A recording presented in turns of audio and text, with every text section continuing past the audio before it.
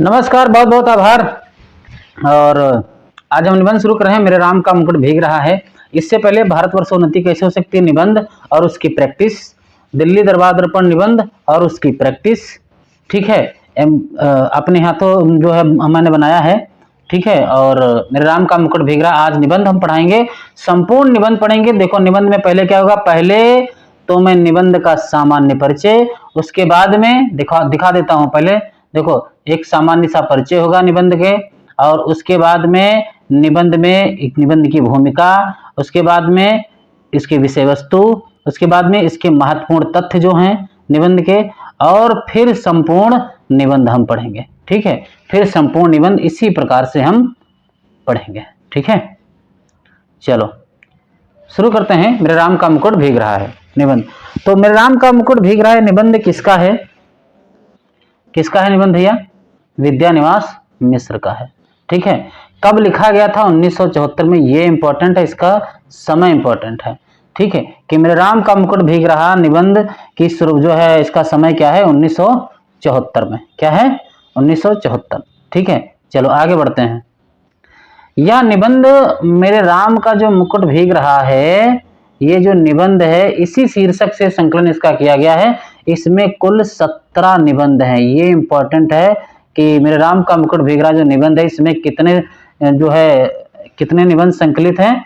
तो कितने निबंध संकलित हैं भैया? 17 निबंध संकलित है। कौन कौन से वो देख लेते हैं एक बार। देखो एक तो है, एक मिनट, एक तो है, एक है कौन सा? मुकुट, मेखला और नूपुर। सबसे पहले है मुकुट, मेखला और नूपुर। दूसरा विंध्य की धरती, देखो विंध्य की धरती का वरदान, अमरकंटक की सालती स्मृति, राष्ट्रपति की छाया, बेतवा के तीर पर, हुई है शिला सब चंद्रमुखी। बहुत ये इंपॉर्टेंट है, ये बहुत पूछा जाता है। हुई है शिला सब चंद्रमुखी, ये किस निबंध संग्रह में संकलित है? तो मेरे राम का मुकुट भीग रहा। ये निबंध किसका है? विद्यानिवास मिश्र का है, ठीक है। और अगला क्या है? अगला क्या है? रेवा से रीवा। क्या है? रेवा से रीवा। रेवा से रीवा। कलचुरियों की राजधानी गुर्गी, रुपहला धुआं, मेघदूत का संदेश। ये 17 निबंध कुल हैं। स्वाधीनता युग के कटघरे में हिंदी, स्वाधीनता युग के कटघरे में हिंदी, ठीक है।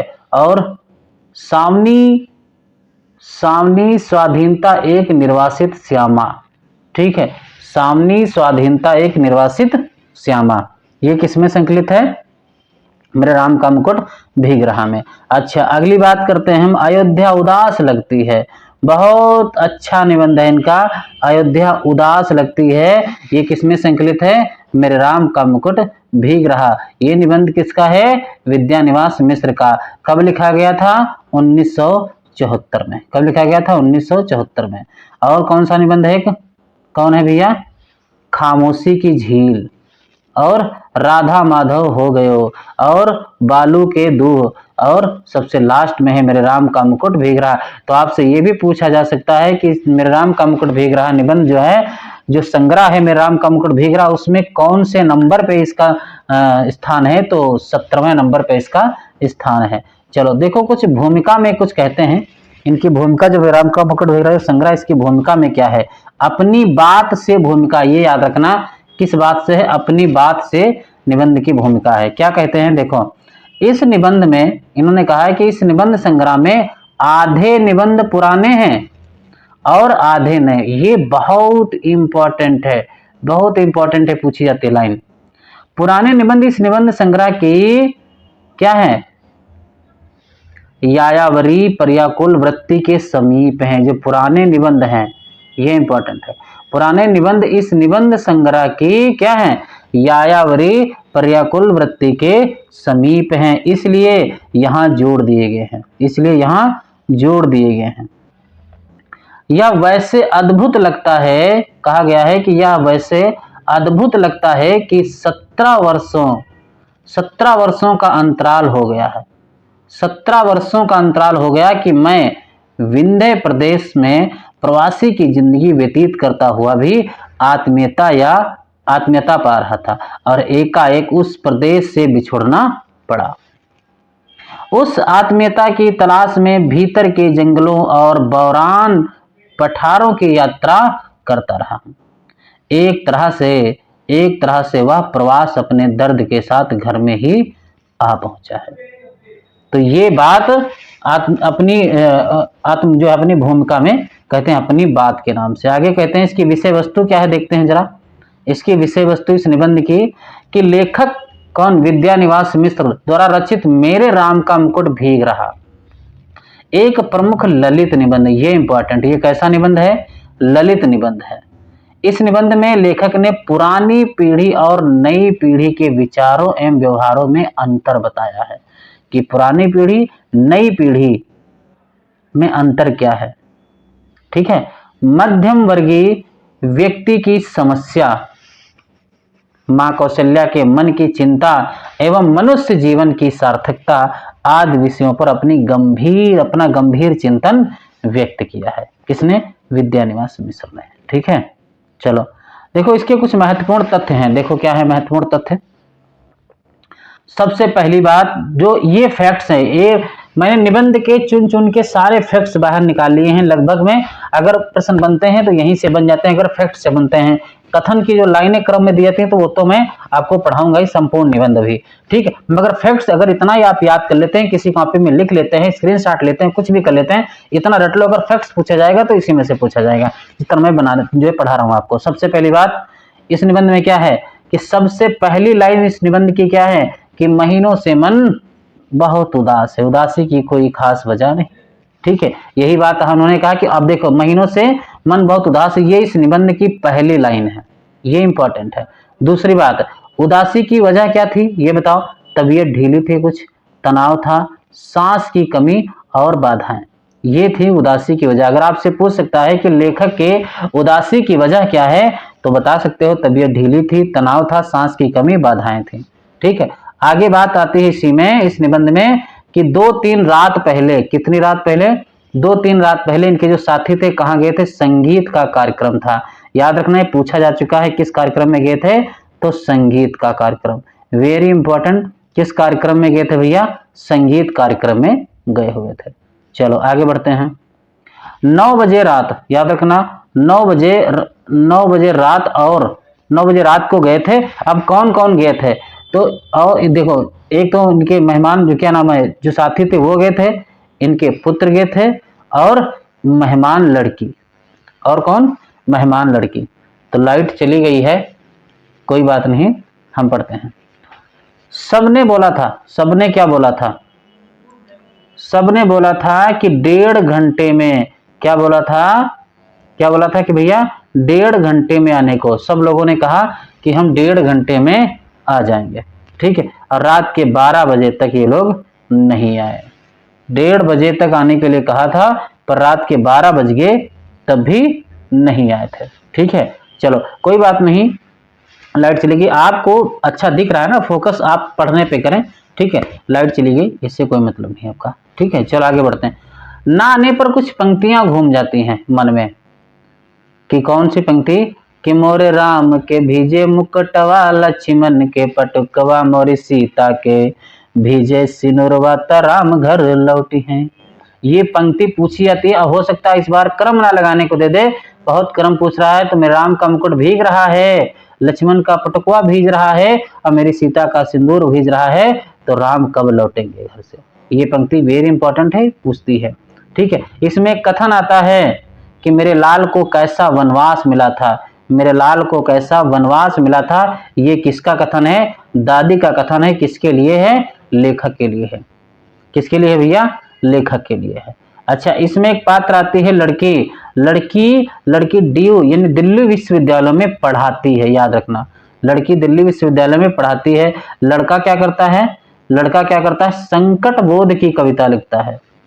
लड़का संकट बोध की कविता। अगर आपसे पूछे कि संगीत कार्यक्रम में कितने लोग गए थे तो 3 लोग गए थे, इनके साथी थी, मेहमान लड़की थे और इनका पुत्र था। ठीक है, चलो आगे बढ़ते हैं। और एक बात, काशी की रामलीला में सबसे पहले आ गई लाइट। ठीक है, काशी की रामलीला में सबसे पहले किसकी पूजा होती थी? मुकुट की पूजा होती थी। किसकी पूजा होती थी भैया? मुकुट की पूजा होती थी। याद रखना इंपॉर्टेंट है। दूसरी बात, कानन को सत अवध समाना कहा है किसने? तुलसीदास ने। कानन को सत अवध समाना कहा है किसने? तुलसीदास ने। चित्रकूट में इनको क्या दिख पड़ी? कल की कुटिल कुचाल दिख पड़ी थी। चित्रकूट में कल की कुटिल कुचाल दिख पड़ी थी। ये सब मैंने उठाया वहां से लिया है। और आपको इतना ही अगर तैयार कर लेते हैं, पंक्तियां पूछेगा तो हम संपूर्ण निबंध पढ़ेंगे। फैक्ट्स यहां से आपसे जब भी पूछता है तो फैक्ट्स यहां से मिल जाएंगे आपको। और दुपट्टा का क्या अर्थ है? देखो, प्रहरी की जागरूकता का उपलक्षण है दुपट्टा का अर्थ क्या है? दुपट्टा का शाब्दिक अर्थ क्या है? प्रहरी की जागरूकता का उपलक्षण। चलो आगे आगे बढ़ते हैं। एक गीत आता है इसमें कि लागत अवध भयावह भारी, भयावह हो यहाँ पे, ठीक है।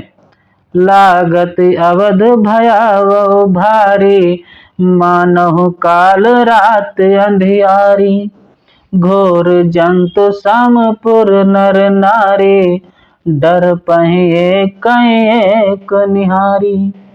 अगली पंक्ति बहुत ही पूछी गई इस बार के क्रम में लगाने के लिए कि घर मसान परिजन जनु भूता, सुत हित मीत मनहु जमदूता, बांगन विटप बोले कुमिलाई, बांगन विटप बेल कुमिलाई, सरित सरोवर देख न जाई। याद रखना, वेरी इंपॉर्टेंट पंक्तियां हैं, पूछी जाती हैं कि लागत अवध भयावह भारी, मानव काल रात अंधियारी, घोर जंतु संपूर्ण नर नारी, डर पहिं एक एक निहारी। घर मसान परिजन जन भूता, सुत हित मनहु, सुत हित मीत मनहु जमदूता, बांगन विटप बेल कुमिलाई, सरित सरोवर देख न जाई। ये पंक्ति इंपॉर्टेंट इसलिए क्योंकि क्रम लगाने के लिए आता है। तो अगर आप इनको ऐसे नहीं याद कर सकते हैं क्रम, तो सबसे पहले आएगा कौन सा? भारी आरी नारी निहारी, भारी आरी नारी निहारी। फिर उसके बाद में देखो, अगर ऐसे ही तो सब देखो, सबसे पहले बड़ी एक की मात्रा वाले आएंगे, इस बात का याद रखना। सबसे पहले बड़ी एक की मात्रा वाले, भारी आरी नारी निहारी, ठीक है। अब आपको पता होना चाहिए। ऐसे बना सकते हो कि भारी क्या है? आरी, आरी मतलब अरिया। अरिया जानते हो क्या होता है? इसे काटा जाता है, लकड़ी वगैरह। भारी क्या है? आरी। और नारी ही को तो सब कोई निहारता है, नारी ही को तो सब कोई निहारता है, निहारी। तो भारी आरी नारी निहारी, इंपॉर्टेंट इस बात पे क्योंकि ये क्रम लगाने के लिए आई है पंक्तियां। दूसरी बात, भूता दूता, ये भूत, भूत और दूत एक साथ मिल रहे हैं, भूत और दूत, भूत और दूत, ठीक है। को मिलाई जाई, ठीक, को मिलाई जाई सबसे लास्ट में है, लाही जाई सबसे लास्ट में। तो पहले बड़ी, अगर इसको भी याद रखना तो सबसे पहले बड़ी ई की मात्रा रहेगी, फिर ता रहेगा, और फिर कौन रहेगा? हा रहेगा। इसी क्रम में ये आते भी हैं, इसी क्रम में ये हैं वर्णमाला में। तो इसी प्रकार से याद रखना इंपॉर्टेंट है। चलो, इनकी मेहमान जो लड़की थी उसका नाम क्या था? कृष्णा नाम था। दोहरा निर्वासन किसका होता है? सीता का होता। मुकुटधारी कौन है? राम है। कुर्सी पर बैठे बैठे कौन सा कितना समय हो रहा था? 4 बज गए थे, कोई नहीं आया था। दरवाजा खोलिए, ये कथन निबंध में कौन कहता है? तो कृष्णा जो लड़की होती है, मेहमान लड़की, ठीक है, मेहमान लड़की जो होती है वही कहती है कि दरवाजा खोलिए, ठीक है। चलो, हे राम तुम्हारे कब से हुए, तुम जिनकी बुनाहट पहचान में नहीं आता। ये किसका कथन है? मतलब कौन कहता है? मन का जो चोर होता है वो कहता है, हे राम तुम्हारे कब से हुए, ठीक है। चलो, और भवभूति की पंक्तियों का वर्णन है कौन? पुरा यत्र श्रोता पुलन मधुना तत्र सरिता, विपर्यांस या तो घन विरल भावा छिते रोहामु, बहो काला दृष्टुम हृदय हरे परम्यो मने वन्मिंद, निवेशः शैलानम तदितमित बुद्धि दृढ़यति। ये पंक्ति पूछी जा सकती है, ये किसकी है भैया? भवभूति की पंक्तियां, हो सकता है इस बार के क्रम में लगाने के लिए आ जाएं, ठीक है। तो याद रखना, सबसे पहले पा के बाद आता है बा, ठीक है। पा के बाद वा, याद रखना, पा वा फिर बा फिर ना, ठीक है। पी वी बी और ना, ठीक है। पब ना, पब में ना जाएगा, अरे सीधे बढ़िया बना लो, पी, ठीक है, वी, अरे कुछ बना सकते हो बस ऐसे, पब में ना जेबे। तो पहले पा, वा, बा और ना, इसी प्रकार से क्रम लगाने के दे आप लगा लोगे। पब ना यानी पब में ना जीवे, तो पी से बुरा, वी से विपर्यांश, बी से बहु, ना से निवेश। अब पूरी पंक्तियां नहीं याद हो सकती है, कुछ शॉर्ट ट्रिक निकालनी पड़ती हैं। चलो अब हम पढ़ेंगे संपूर्ण निबंध, ठीक है। संपूर्ण निबंध, उसमें भी आपको सब मैंने अंडरलाइन कर दिया, देखो ये ऐसे देखो, देखो जहां कथन अच्छे मिलेंगे सब हर जगह आपको एक एक कथन को मैंने अंडरलाइन कर दिया है। अगर आप सही से इस निबंध को पढ़ लेते हैं तो कुछ भी पूछे, किसी भी प्रकार से पूछे, इससे बाहर कुछ नहीं जाना, क्योंकि मैंने छोड़ा ही नहीं, कुछ तो पूछेंगे क्यों। देखो कथन अब यहां से शुरू करते हैं हम लोग कि महीनों से मन बेहद बेहद उदास है।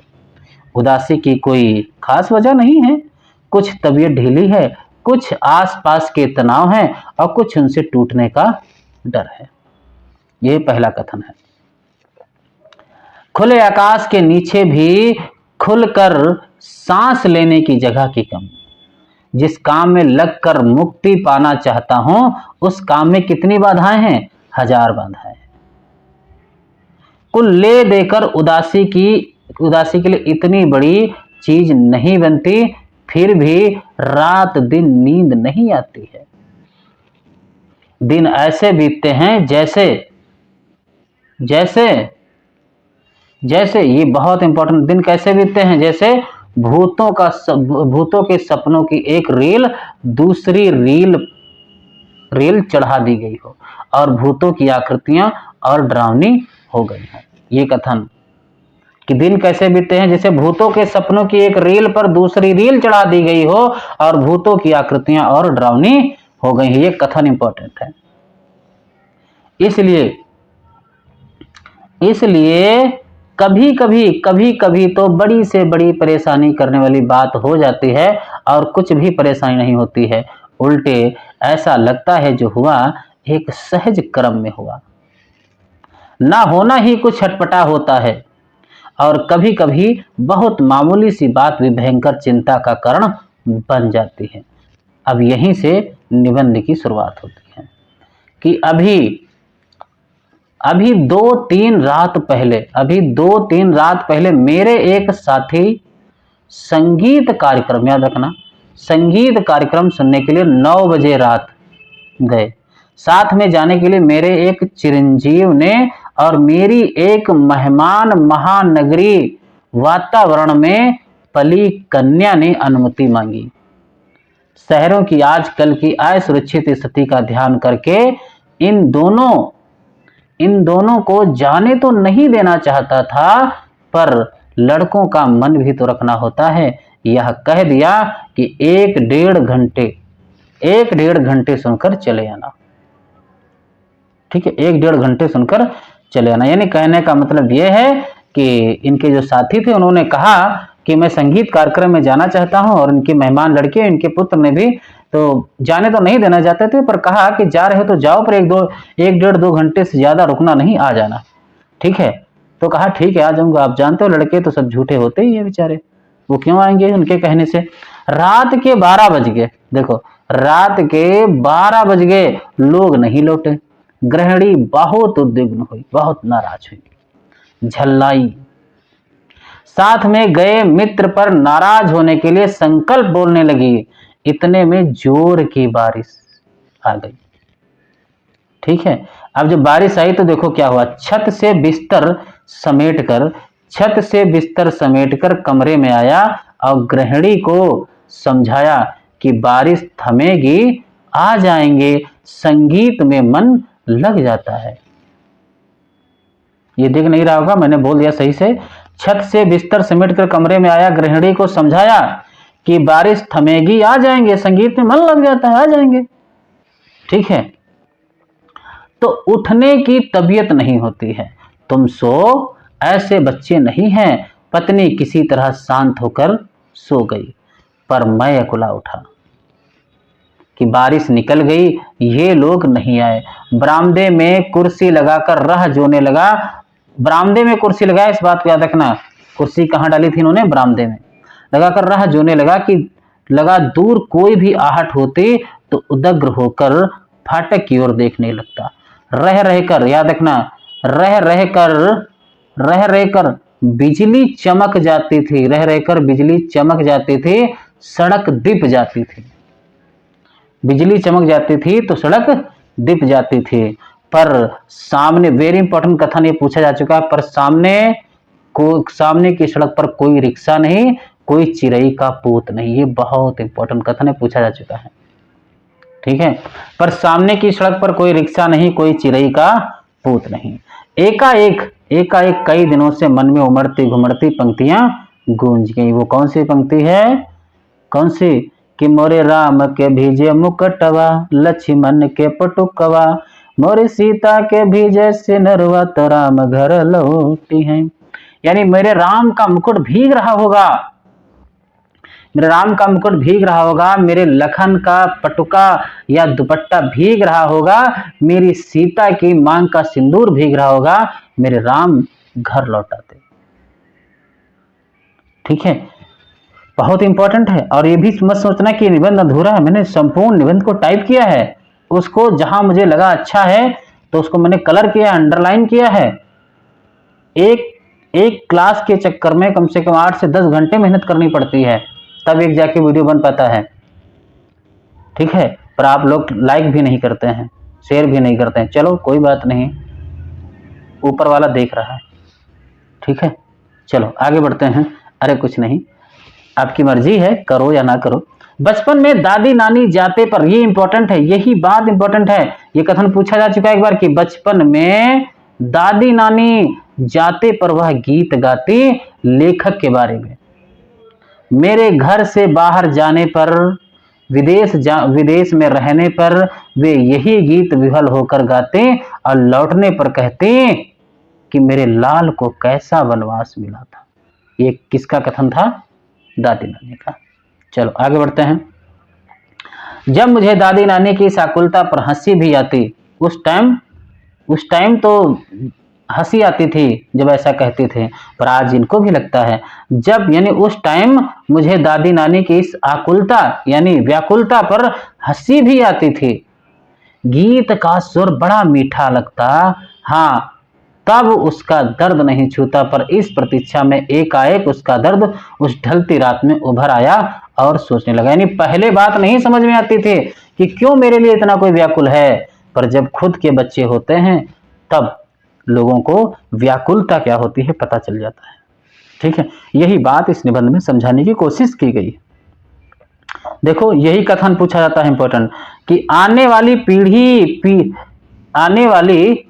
पीढ़ी पिछली पीढ़ी की ममता का पीड़ा नहीं समझ पाती। अब पिछली पीढ़ी अपनी संतान के संभावित संकट की कल्पना मात्र से उद्विग्न हो जाती है। ये बहुत इंपॉर्टेंट कथन है, आपसे पूछा जा सकता है। ना आपको नोट्स बनाने की जरूरत है निबंध की, ना निबंध की, ना नाटक की, ना कहानी की, ना कविता की, कुछ नहीं, सिर्फ वीडियो देखो। एक बार 2 बार जितनी बार टाइम पाओ वीडियो देखो, इनसे प्रश्न नहीं छूटेंगे। कोई ऐसा पॉइंट आता है जो आपसे छूटे, बताना, बस जितना मैं कर रहा हूं उतना तैयार करके जाना, मैं ऐसा कुछ छोड़ूंगा ही नहीं। ठीक है, कुछ नहीं छोड़ूंगा। अगर अभी आप सोचो कि इन पे आलोचक के मत नहीं, क्योंकि मैंने ढूंढे ना रामचंद्र तिवारी में निबंध के बारे में ऐसा कुछ नहीं कहा गया।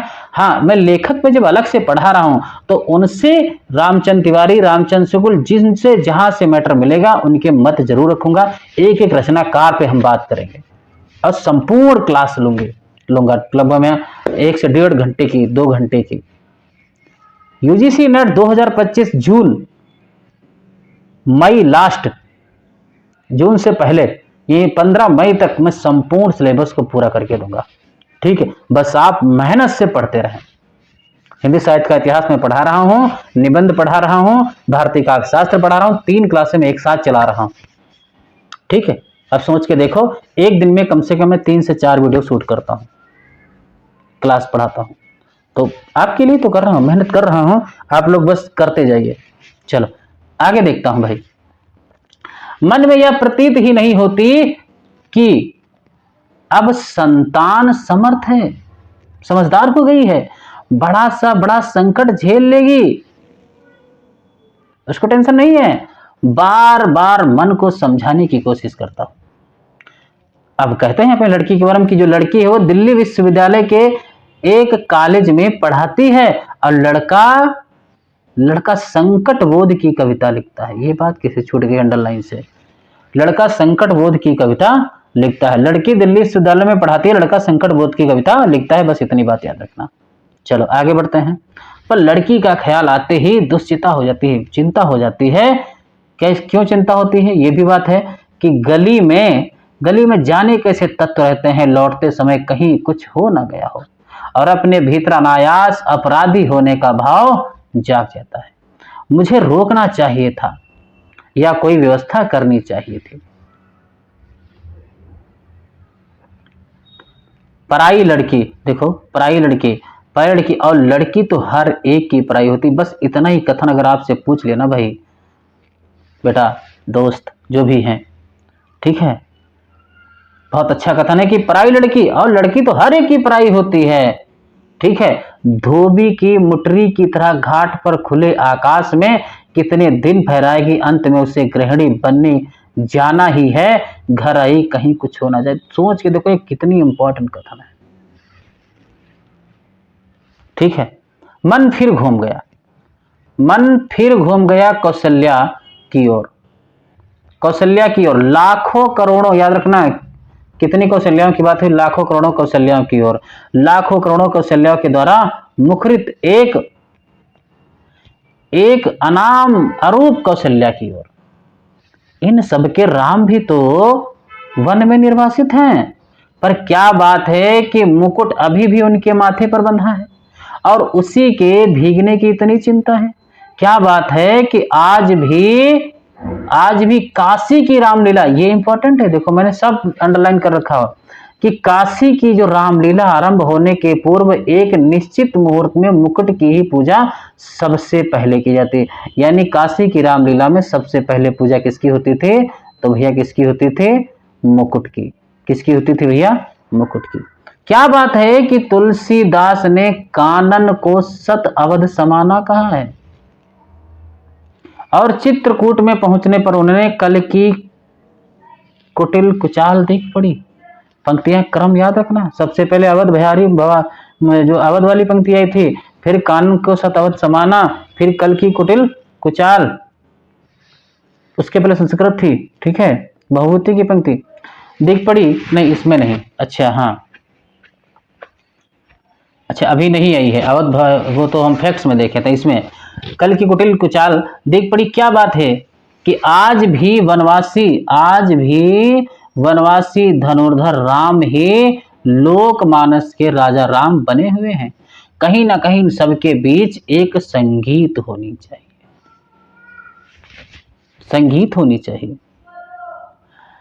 अभिषेक की बात चली, आगे देखो क्या होता है कि अभिषेक की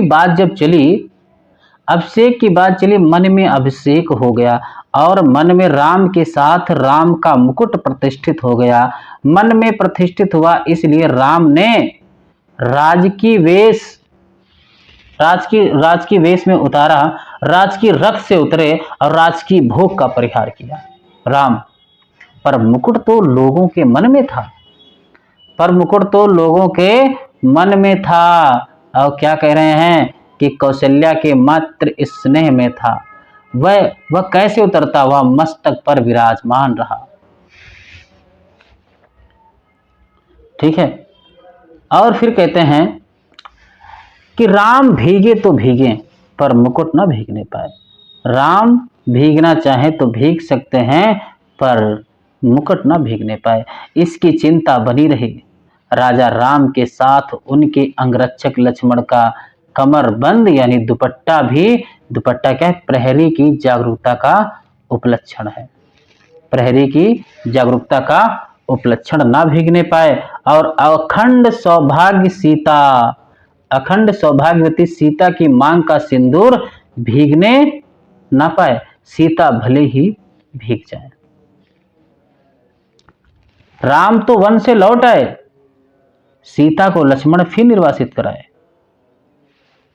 पर लोकमानस में राम की वन यात्रा भी नहीं रुकी। मुकुट, दुपट्टे और सिंदूर के भीगने की आशंका अभी भी साल रही है। कितनी अयोध्याएं बसी उजड़ी, पर निर्वासित राम की असली राजधानी क्या था? जंगल का रास्ता अपने कांटों, कुसा, कंकड़ों, पत्थरों की वैसी ही ताजा चुभन लिए हुए बरकरार है। क्योंकि जिनका आसरा साधारण गंवार आदमी भी लगा सकता है, वे राम तो सदा निर्वासित ही रहेंगे और उनके राजपाट को संभालने वाले भरत अयोध्या के समीप रहते हुए भी उनसे भी अधिक निर्वासित रहेंगे। निर्वासित ही नहीं बल्कि काल कोठरी में बंद जिलावतनी की तरह दिन बिताएंगे। निर्वासित ही नहीं बल्कि काल कोठरी में बंद जिलावतनी की तरह दिन बिताएंगे। ये समझ रहे हो बात भरत के बारे में?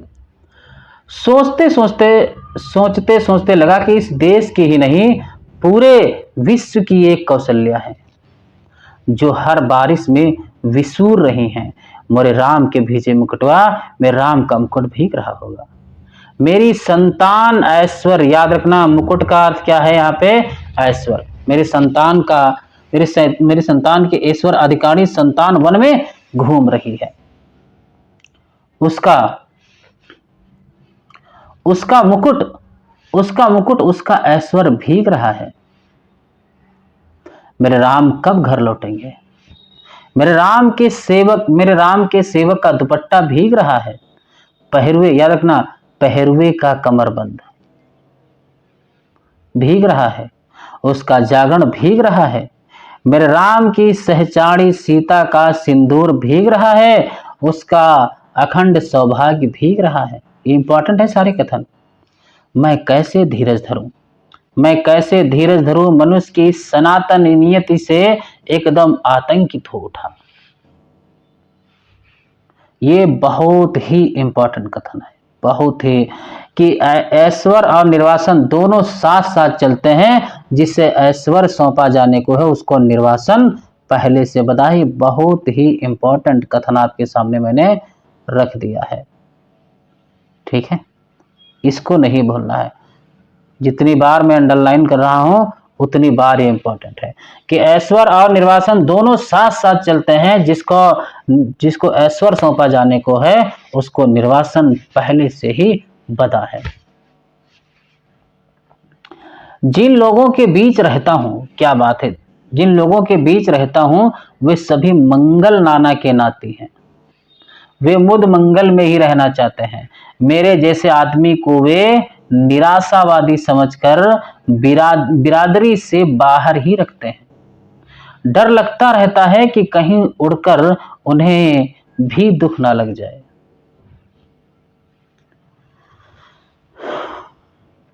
समझ रहे हो कि जिन लोगों के बीच में रहता हूं वे सभी किसके नाते? मंगल नाना के नाते हैं। वे बुध मंगल में ही रहना चाहते, सब खुशी में रहना चाहते हैं। मेरे जैसे आदमी को वे निराशावादी समझकर बिरादरी से बाहर ही रखते हैं कि तू तो निराश है। डर लगता रहता है कि कहीं उड़कर उन्हें भी दुख ना लग जाए। पर मैं अशेष मंगल आकांक्षाओं के पीछे से झांकती हुई दुर्निवार शंकाकुल आंखों में झांकता हूं तो मंगल का सारा उत्साह फीका पड़ जाता है। खुशी का जितना माहौल है सब फीका पड़ जाता है। और बंधनवार ना दिखकर जो है बटोरी हुई रस्सी की शक्ल में कुंडली मारे नागिन दिखती है। मंगल घट औंधाई हुई अधफूटी गगरी दिखता है। क्या बात है! उत्सव की रोशनी का तामझाम धुओं की गांठों का अंबार दिखता है। और मंगलवाद्य डेरा उखाड़ने वाले अंतिम कारबरदार की उसास में बजकर एक बारगी बंद हो जाता है। ठीक है, अब ये पंक्ति आती है कि लागत अवध भयावो भारी, मानहु काल रात अंधियारी।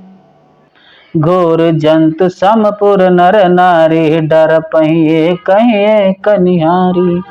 घर मसान परिजन जन भूता, सुत हितु में तो मनहु जमदूता। बांगन बिटप बेल कुम्हिलाई, सरित सरोवर देख न जाई। तो ये पंक्ति वेरी इंपॉर्टेंट इसलिए पंक्ति है, ये देखो। तो अब हम कह सकते हैं सबसे पहले पंक्ति कौन सी थी? कानन को सत अवध समाना, फिर कल कुटिल कुचाल से, और फिर ये तुम्हारी लागत अवध भयावह भारी। इसके बाद संस्कृत श्लोक आएगा। ठीक है, ये कथन इंपॉर्टेंट है। कैसे मंगलमय प्रभात की कल्पना थी और कैसी अंधेरी कालरात्रि आ गई। एक दूसरे को देखने से डर लगता है, एक दूसरे को देखने से डर लगता है। घर मसान हो गया है, देखो यहाँ पे घर मसान हो गया है, अपने ही लोग भूत प्रेत बन गए हैं, पेड़ सूख गए हैं, लताएं कुम्भला गई हैं, नदियों और सरोवरों को देखना भी दुस्साह हो गया है, केवल इसलिए कि जिसका ऐश्वर्य से अभिषेक हो रहा था वह निर्वासित हो गया है। कहां से बात शुरू की थी और कहां जाके समाप्त कर रहे हैं विद्यानिवास जी। फिर कह रहे हैं कि उत्कर्ष की ओर उन्मुख समष्टि का चैतन्य अपने ही घर से बाहर कर दिया गया है। उत्कर्ष की ओर उन्मुख समष्टि का चैतन्य अपने ही घर से बाहर कर दिया गया है। अगली बात वो कर रहे हैं, क्या कर रहे हैं कि उत्कर्ष के मनुष्य की उद्धरोन्मुख चेतना की यही कीमत सनातन काल से अदा की जाती है। तो यहां याद रखना सनातन का भी वर्णन, सनातन काल का भी वर्णन इसमें किया गया है इस निबंध में, इंपॉर्टेंट है। इसलिए जब कीमत अदा कर ही दी गई तो उत्कर्ष कम से कम सुरक्षित रहे। यह चिंता स्वाभाविक हो जाती है कि राम भीगे तो भीगे, पर राम के उत्कर्ष की कल्पना ना भीगे। वेरी इंपॉर्टेंट, वह हर बारिश में, हर दुर्दिन में सुरक्षित रहे। नर के रूप में लीला करने वाले नारायण निर्वासन की व्यवस्था झेलें। इंपॉर्टेंट इस बात को देखो, नर के रूप में लीला करने वाले नारायण निर्वासन की व्यवस्था झेलें, पर नर रूप में उनकी ईश्वरता का बोध दमकता रहे, पानी की बूंदों की झालर में उसकी दीप्ति छिपने ना पाए। उस नारायण की सुख सेज बने अनंत के अवतार लक्ष्मण भले ही भीगते रहें, उनका दुपट्टा, उनका अहर्निश वेरी इंपॉर्टेंट, जागर ना भेजे। अहर्निश मतलब क्या होता है? दिन और रात, अहन और निश। ठीक है, शेष नारायण के ऐश्वर्य का गौरव अनंत शेष के जागर संकल्प से ही सुरक्षित हो सकेगा, और इन दोनों का गौरव जगत जननी आद्या शक्ति की अखंड सौभाग्य सीमंत सिंदूर से रक्षित हो सकेगा। उस शक्ति का एक निष्ठ प्रेम पाकर राम का मुकुट है, क्योंकि राम का निर्वासन, वेरी इंपॉर्टेंट कथन, सबसे ज्यादा इंपॉर्टेंट, राम का निर्वासन वस्तुतः सीता का दोहरा निर्वासन है। राम तो लौट कर राजा होते हैं, पर रानी होते ही सीता राजा राम द्वारा वन में निर्वासित कर दी जाती है। राम के साथ लक्ष्मण है, सीता वन्य पशुओं से घिरी हुई है।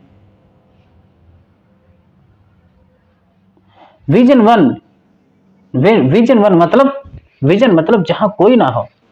विजन वन में सोचती हैं कि प्रसव की पीड़ा हो रही है, कौन इस वेला में सहारा देगा माता सीता को, कौन प्रसव के समय प्रकाश दिखलाएगा, कौन मुझे संभालेगा, कौन जन्म के गीत गाएगा। कोई गीत नहीं गाता। सीता जंगल की सूखी लकड़ी बीनती हैं, जलाकर अंजोर करती हैं और जुड़वा बच्चों का मुंह निहारती हैं, दूध की तरह अपमान की ज्वाला में चित्त कूद पड़ने के लिए उफनता है और बच्चों की प्यारी और मासूम सूरत देखते ही उस पर पानी की छींटे पड़ जाते हैं। उफान तब जाता है पर इस निर्वासन में भी सीता का सौभाग्य अखंडित है। वह राम के मुकुट को तब भी प्रमाणित करता है।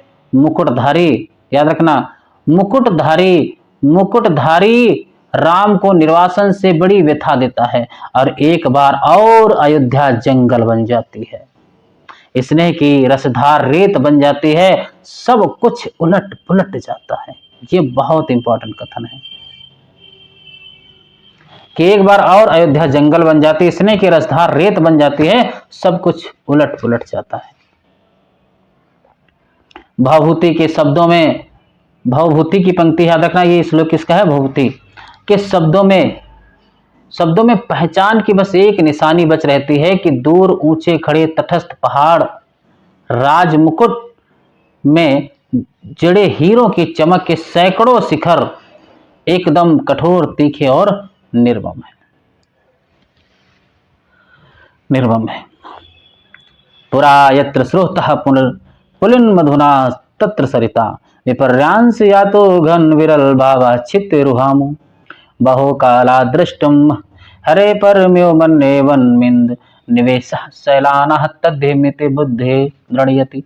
ठीक है, तो ये पंक्ति भूलना नहीं है। पब मैंने बताया है पी वी, हालांकि यहाँ पे यू होना चाहिए, आप लोग कहोगे, पर मैं सिर्फ ट्रिक के लिए बता रहा हूँ, याद करने के लिए। पब में ना जाए, ठीक है, यानी पी से पुरा, वी से विपर्यांश और बी से बहु और ना से निवेश। यही 2-4 शब्द याद कर लोगे तो पंक्ति आएंगी तो क्रम में लगा लोगे। ठीक है, क्या पता कुछ भरोसा नहीं, क्रम दे सकता है। राम का मुकुट इतना भारी हो उठता है कि राम उस बोझ से करा उठते हैं और इस वेदना के चित्कार में सीता के माथे का सिंदूर और दमक उठता है, सीता का वर्चस्व और प्रखर हो उठता है। कुर्सी, अब देखो, इतना सब चिंतन मन किया है, कुर्सी पर पड़े पड़े या सोचते सोचते 4 बजने को आए हैं। इतने में दरवाजे पर हल्की सी दस्तक पड़ी। चिरंजीवी निचली मंजिल से ऊपर नहीं चढ़ते, याद रखना, वेरी इंपॉर्टेंट है कि जो चिरंजीवी थे वो निचली मंजिल से ऊपर नहीं चढ़े थे। सहमी हुई कृष्णा लड़की, मेहमान लड़की, बोली कि दरवाजा खोलिए। आंखों में इतनी कातरता कि कुछ कहते ही नहीं बना। सिर्फ इतना कहा कि लेखक ने क्या कहा था उनसे कि तुम लोगों को इसका क्या अंदाजा होगा कि हम कितने परेशान हैं। ये किसका कथन है? लेखक का। वेरी इंपॉर्टेंट है, किसका है? लेखक का है। चलो आगे बढ़ते हैं। भोजन दूध धरा रह गया। क्या? भोजन और दूध धरा रह गया, किसी ने छुआ नहीं। मुंह ढांप कर सोने का बहाना शुरू हुआ। मैं भी सुस्ती की सांस लेकर बिस्तर पर पड़ा, पर अर्ध चेतन अवस्था में फिर जहां खोया हुआ था वहीं लौट गया। अपने लड़के घर लौट आए, बारिश से नहीं संगीत से भीगकर। वेरी इंपॉर्टेंट, अपने लड़के घर लौट आए, बारिश से नहीं संगीत से भीगकर।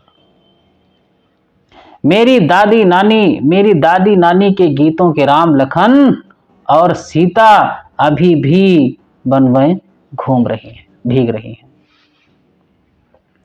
तेज बारिश में, याद रखना, तेज बारिश में पेड़ की छाया और दुखद हो जाती है। पेड़ की हर पत्ती से टप टप बूंद पड़ने लगती है।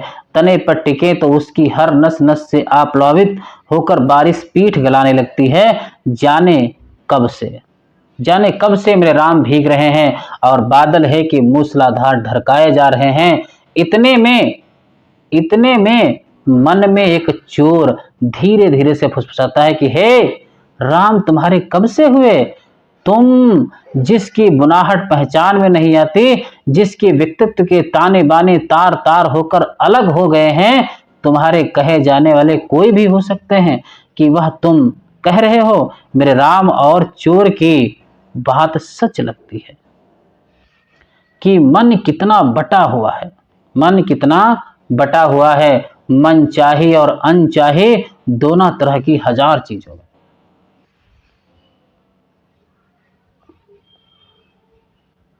दूसरे कुछ पतियाएं भी पर अपने ही भीतर प्रतीत नहीं होती कि मैं किसी का हूं या कोई मेरा है। पर दूसरी ओर यह भी सोचता हूं कि क्या बार बार विचित्र से अनमनेपन में अकारण चिंता किसी के लिए होती है? वह चिंता क्या पराये के लिए होती है? या क्या कुछ भी अपना नहीं है? फिर इस अनमनेपन में ही क्या राम अपनाने के लिए हाथ नहीं बढ़ाते आए हैं? क्या ना कुछ होना और ना कुछ बनाना ही अपनाने की उनकी बढ़ी हुई शर्त नहीं है?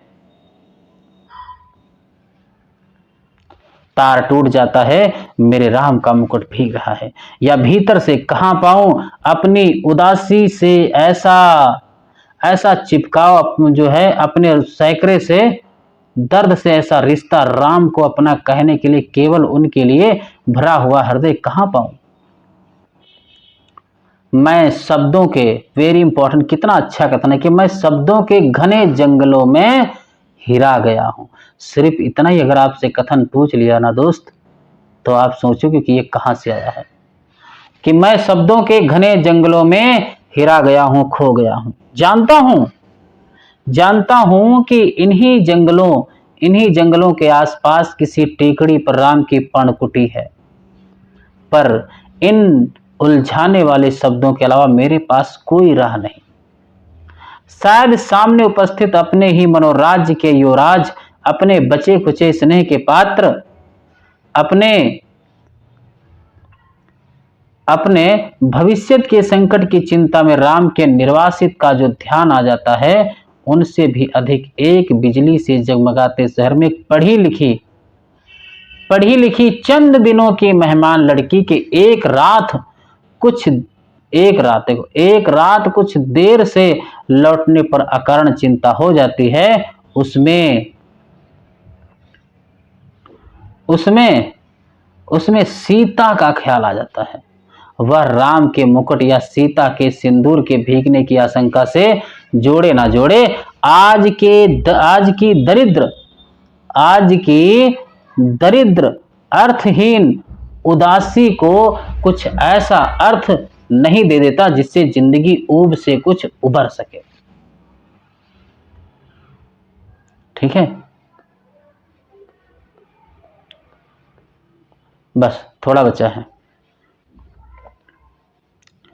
इंपॉर्टेंट पंक्ति, ये बहुत इंपॉर्टेंट पंक्ति है कि और इतने में पूरब से हल्की उजास आती है और शहर के इस शोर भरे बियाबान में चक्की की सदर साथ बढ़ती है। कथन इंपॉर्टेंट है, क्रम लगाने के लिए आते हैं। ठीक है,